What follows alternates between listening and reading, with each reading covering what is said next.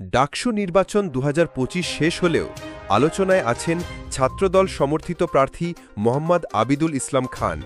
VP পদে হেরে গেলেও তিনি এক আবেগঘন বার্তায় জানিয়েছেন, আপনাদের ছেড়ে যাব না, ছাত্র রাজনীতির ইতিবাচক পরিবর্তন নিয়ে আসব। আজকের ভিডিওতে জানব তার সেই আবেগঘন লেখা, অভিজ্ঞতা আর ভবিষ্যৎ ভাবনা। আবিদ তার ফেসবুক স্ট্যাটাসে লিখেছেন, ক্ষুদ্র জীবনে এতদূর আসবেন কোনোদিন ভাবেননি।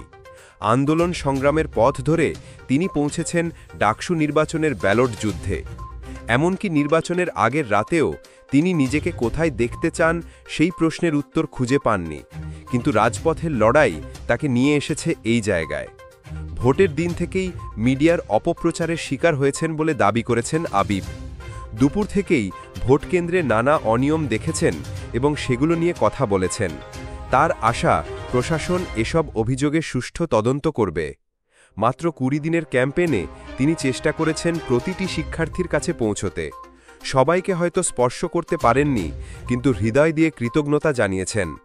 আর এখানেই শেষ নয়, তিনি প্রতিশ্রুতি দিয়েছেন নির্বাচনী ইশতেহারে যা কিছু ছিল তা একজন ছাত্রনেতা হিসেবেই বাস্তবায়নের চেষ্টা চালাবেন।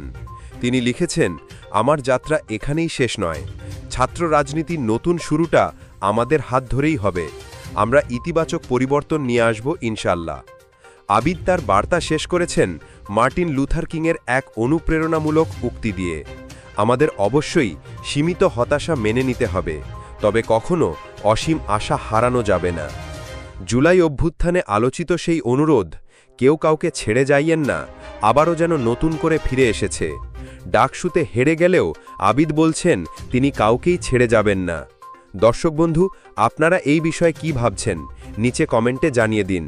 ভিডিওটি ভালো লাগলে লাইক দিন, শেয়ার করুন, আর আজকের হট নিউজ চ্যানেলটি সাবস্ক্রাইব করুন। প্রতিদিনের সব হট নিউজ আপডেট সবার আগে পেতে আমাদের সাথেই থাকুন।